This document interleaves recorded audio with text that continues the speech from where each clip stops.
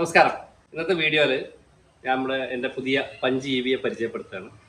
ഇത് 5 EVയുടെ ഫുൾ ഓപ്ഷനാണ്. എല്ലാവരും എന്നോട് ചോദിച്ചൊരു ചോദ്യമാണ്, ഇതിന് ഈ 5 EV full option empowered plus S40ക്ക് എത്ര രൂപയാണ് നിങ്ങൾക്ക് ഓൺ ദ റോഡ് പ്രൈസ് ആയതെന്നുള്ളതാണ് ചോദ്യം. എനിക്ക് ഇതിൻ്റെ പ്രൈസ് ആയിട്ടുള്ളത് 13,76,000 രൂപയാണ്.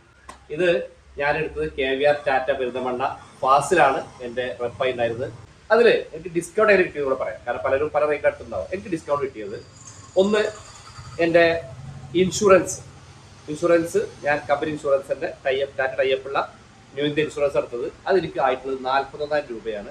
അവിടെയാണ് എനിക്ക് പൈസ കുറച്ച് കിട്ടിയത്. എന്നാൽ യാതൊന്നും നഷ്ടപ്പെട്ടിട്ടില്ല. എല്ലാം പിന്നെ കമ്പനി ഇൻഷുറിലെ എല്ലാ ഓപ്ഷനുള്ള ഇൻഷുർ എടുത്തുള്ളത് എനിക്ക് 13,76,000 രൂപയിൽ 41,000 രൂപയാണ് ഇൻഷുർ ആയിട്ട് വന്നത്. വണ്ടിയുടെ മോട്ടറും ബാറ്ററിയും 15 വർഷമാണ്. പക്ഷേ മറ്റുള്ള ഇതിന് 13 വർഷമാണുള്ളത്. ഞാൻ എന്ത് ചെയ്തിട്ടുണ്ട്, 2 വർഷത്തെ എക്സ്റ്റൻഡ് വാറണ്ടി കൊടുത്തിട്ടുണ്ട്. അതിനെനിക്ക് 31,000 സംതിങ് രൂപയാണ് ആയിട്ടുള്ളത് ആ എക്സ്റ്റൻഡ് വാറണ്ടിക്ക്. അപ്പോൾ എക്സ്റ്റൻഡ് വാറണ്ടി അടക്കം എനിക്ക് വണ്ടിക്ക് ചിലവ് വന്നത് 14,07,000 രൂപയാണ് എനിക്ക് ചിലവ് വന്നിട്ടുള്ളത്. പലരും കഴിഞ്ഞ വീഡിയോയിൽ കമൻറ്റ് പറഞ്ഞു ഡെലിവറി കിട്ടിയിട്ടില്ല. അപ്പോൾ വളരെ കുറച്ച് വണ്ടികൾ ഡെലിവറി ആയിട്ടുള്ളൂ കേരളത്തിൽ. ഇതാണ് 5 EVയുടെ സൈഡ് ഭാഗം. നേരത്തെ ഉണ്ടായിരുന്ന 5 EV 2025 നിന്ന് ചെറിയൊരു മാറ്റം സൈഡിലുള്ളൂ. അതിൻ്റെ ഈ ഒരു കളർ, ഇതൊരു അല്പം ഗ്രേ കളറിലേക്ക് മാറ്റി, ബ്ലാക്ക് ആയിരുന്നു, ഗ്രേയിലേക്ക് മാറിയിട്ടുണ്ട്. ഫേസ് ലിഫ്റ്റിൽ കാര്യമായി മാറ്റം വന്നത് ബാക്കിലാണ്, കാരണം 2 ബ്രേക്ക് ലൈറ്റ് കൂടെ കണക്ട് ചെയ്തിട്ടുണ്ട്. ഇത് മഞ്ഞ നിറത്തിലാണ് നമ്പർ ബോർഡ് കാണുന്നത്. അത് കഴിഞ്ഞ വീഡിയോ ചോദിച്ചിരുന്നു, അത് പിന്നെ ടാക്സി ആണോ? അല്ല, അത് ടെമ്പററി നമ്പറാണ്. നമ്പർ ഉടനെ റെഡിയാവും. ഇവിടെ ഒരു മാർക്കിംഗ് വന്നിട്ടുണ്ട്, ടാറ്റ EVയുടെ ഒരു മാർക്കിംഗ് വന്നിട്ടുണ്ട്. ഫ്രണ്ട് ഭാഗം നോക്കുകയാണെങ്കിൽ ബമ്പർ അവിടെ ഒരു കട്ടിങ് ഉണ്ടായിരുന്നു, ആ കട്ടിങ് ഒഴിവാക്കി ഒന്നിച്ച് വൈറ്റ് ഫുള്ളായിട്ട് ഇറക്കിയിട്ടുണ്ട്. ഇത് നമ്മൾ ആദ്യം തന്നെ ഈ ഫുൾ ഓപ്ഷൻ വണ്ടി എടുത്ത് പറയേണ്ട കാര്യം, ഒന്ന് ഇതിൻ്റെ സീറ്റാണ്. ഈ റെക്സിനോടുള്ള വെന്റിലേറ്റഡ് സീറ്റാണ്. അതിൻ്റെ AC ബട്ടൺ, ഈ വെന്റിലേറ്റഡ് സീറ്റിൻ്റെ AC ബട്ടനാണ് ഇവിടെ താഴെ കാണുന്നത്. ഈ ബട്ടൺ അമർത്തിയാൽ നമുക്ക് AC വെന്റിലേഷൻ വരും. അപ്പോൾ അതിൻ്റെ ഒരു പ്രത്യേകതയാണ്. മറ്റൊന്ന് ഈ ഹാൻഡ് റെസ്റ്റ് ആണ്. ഇത് ഫുൾ ഓപ്ഷൻ താഴെ വണ്ടിക്ക് വരുന്നുണ്ട്, എന്നാൽ ഇത് അതിന് താഴെ വരുന്ന വണ്ടികൾക്ക് വരുന്നില്ല. ഇത് സൗകര്യമാണ്, നല്ല നമുക്ക് അത്യാവശ്യം സാധനം വെക്കാൻ പറ്റുന്ന ഒരു, അതിലേറെ പ്രത്യേകിച്ച് നമ്മുടെ ഹാൻഡ് റെസ്റ്റ് വളരെ സൗകര്യപ്രദമാണ്. ഈ വണ്ടിക്ക് ഞാൻ പറയാം, ഇതിന്റെ ഫുൾ ഓപ്ഷനാണ് ഓപ്റ്റ് ചെയ്യുക. കാരണം എന്ന് വെച്ചാൽ വാല്യൂ ഫോർ മണി ഫുൾ ഓപ്ഷനാണ്. അതിന്റെ പ്രധാനപ്പെട്ട കാരണം ഒന്ന് എന്ന് പറയുന്നത് നമ്മുടെ വെന്റിലേറ്റഡ് സീറ്റാണ്. ഫ്രണ്ടിൽ 2 സീറ്റും വെന്റിലേറ്റഡ് ആണ്. അത് ഭയങ്കര സൗകര്യമാണ്, പ്രത്യേകിച്ച് ലോങ് യാത്ര ചെയ്യുന്ന സമയത്ത്. രണ്ടാമത്തത്, അതിന് ഫുൾ ഓപ്ഷൻ മാത്രമാണ് നമ്മുടെ സൺറൂഫ് വരുന്നത്. സൺറൂഫ് വളരെ സിമ്പിളാണ്, ചെറുതാട്ടോ, വളരെ ചെറുതാണ്. നമുക്ക് അത്യാവശ്യം ഒരു സൺറൂഫ്, കുട്ടികൾക്ക് ഏറ്റവും കൂടുതൽ സൺറൂഫിന് ആവശ്യമാണെന്ന്, അവർക്ക് ജസ്റ്റ് ഒന്ന് പുറത്ത് നോക്കണമെങ്കിലൊക്കെ ഉപയോഗിക്കാൻ പറ്റുന്ന സൺറൂഫേ ഉള്ളൂ. അത് നമ്മൾ ഫുൾ ഓപ്ഷൻ മാത്രമേ ഉള്ളൂ. സൺറൂഫും ഈ വെന്റിലേറ്റർ സീറ്റും ഫുൾ ഓപ്ഷൻ മാത്രമേ ഉള്ളൂ. അപ്പോൾ അതുകൊണ്ട് അത് രണ്ടും മസ്റ്റ് ആണെന്നാണ് എൻ്റെ ഒരു അഭിപ്രായം. അതുപോലെ ഈ ഒരു കവറിങ് ഇതാണ്, ഇതിൻ്റെ ഈ ഫ്ലാപ്പ്, ഇതിന് പ്രത്യേകത എന്ന് വെച്ചാൽ ഇത് കഴിഞ്ഞ മോഡലിനൊക്കെ കട്ടില്ലായിരുന്നു. അപ്പോൾ അതുകൊണ്ട് തന്നെ ചൂട് വരുമായിരുന്നു. പക്ഷെ ഇത് നല്ല കട്ടിയുള്ള ഷീറ്റ് ആയതുകൊണ്ട് തന്നെ നമുക്ക് ചൂടിൻ്റെ പ്രശ്നം ഇതിൽ വരുന്നില്ല. ഈ ഒരു വിഷയത്തിൽ എനിക്ക് ഒരു സംശയം ചോദിക്കാനുള്ളത് വെച്ചാൽ, ഒന്ന്, നമ്മൾ ഈ സൺറൂഫ് പറയുന്നുണ്ടല്ലോ, ഈ സൺറൂഫ് എന്ന് പറയുന്നത് ചില ആൾ പറയുന്നു സൺറൂഫ് നല്ലതല്ല, കാരണം ലീക്ക് വരുമെന്ന് പറയുന്നുണ്ട്. അതിനെക്കുറിച്ച് അഭിപ്രായം പറയണം കേട്ടോ. കാരണം ടാറ്റയുടെ വണ്ടികളിൽ സൺറൂഫിൽ ലീക്ക് വരുന്നുണ്ടോ എന്ന് ഉപയോഗിക്കുന്ന ആളൊന്ന് പറയാം.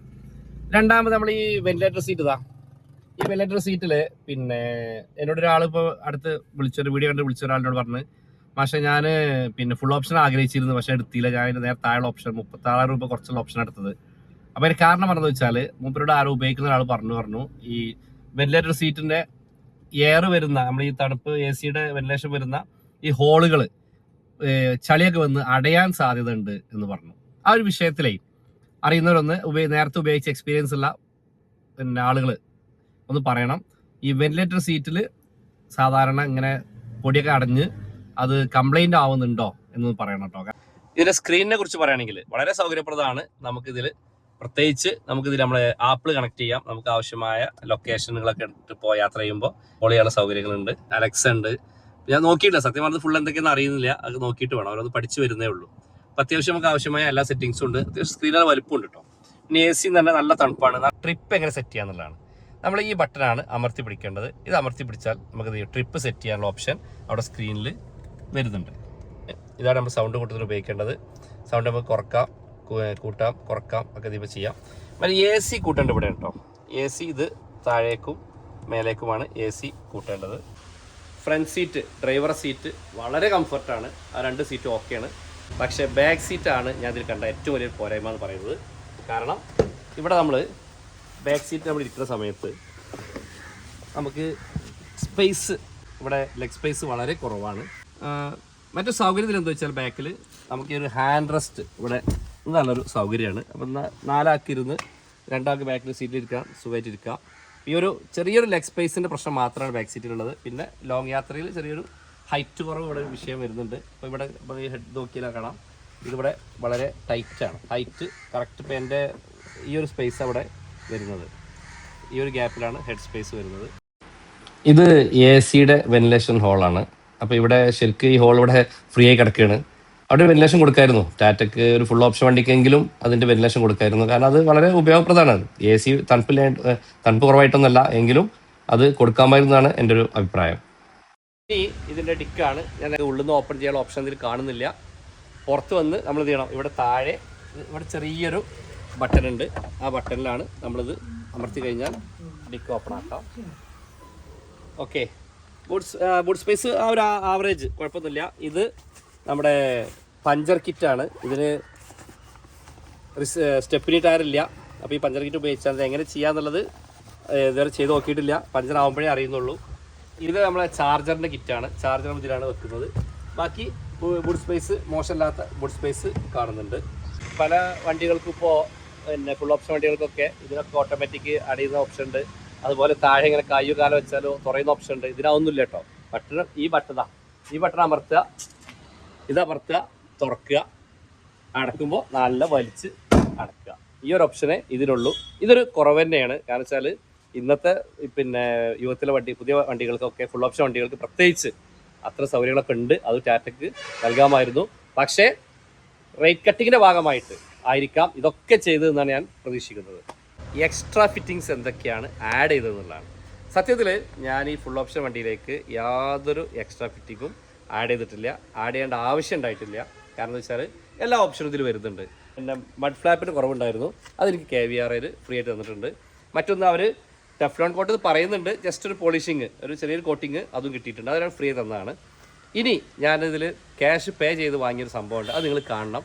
എൻ്റെ ഒരു അഭിപ്രായത്തിൽ അത് നിർബന്ധമായും മസ്റ്റായിട്ടും നമ്മൾ ഉപയോഗിക്കേണ്ട ഒരു സാധനം കൂടെയാണത്. അതൊന്ന് കാണിച്ചു തരാം. അത് ഈ മാറ്റാണ്. ഇതിന് 7D മാറ്റ് എന്നാണ് പറയുന്നത്. 7D മാറ്റ് വളരെ ഫിനിഷിംഗ് ആയിട്ട് ചെയ്തിട്ടുണ്ട്. മാത്രമല്ല നമുക്കിതിൽ ചവിട്ടുന്ന ഈ ഭാഗത്ത് ഈ പൊടിയൊക്കെ ഉണ്ടാവുന്ന സമയത്ത് നമുക്ക് എന്ത് ചെയ്യാം, ഇത് ഇങ്ങനെ അങ്ങോട്ട് എടുത്തിട്ട് ഇങ്ങനെ ഉരിയെടുക്കാം. ഉരിയെടുത്ത് നമുക്ക് എന്ത് ചെയ്യാം, ഇത് മാത്രം കൊണ്ടേ ഒഴിവാക്കിയിട്ട് നമുക്കിതിവിടെ തിരിച്ച് വെക്കാം. ഇത് വളരെ സൗകര്യപ്രദമാണ്. അത് അവിടെ മാത്രമല്ല, ഇവിടെ ബാക്കിലും ഈ ഇതുണ്ട്. ആ ഒരു മാറ്റിന് 6600 രൂപയാണ് അവർ പ്രൈസ് പറഞ്ഞത്. അത് ടാറ്റയുടെ പ്രൈസാണ്. എനിക്കതിൽ 2000 രൂപ കുറച്ച് തന്നു. കാരണം അവരൊരു കട്ട് മാറ്റ് തരാമെന്ന് പറഞ്ഞിരുന്നു. അപ്പോൾ അത് ഒഴിവാക്കിയപ്പോൾ 2000 രൂപ കുറച്ച് 4600 ഞാനതിൽ പേ ചെയ്തിട്ടുണ്ട്.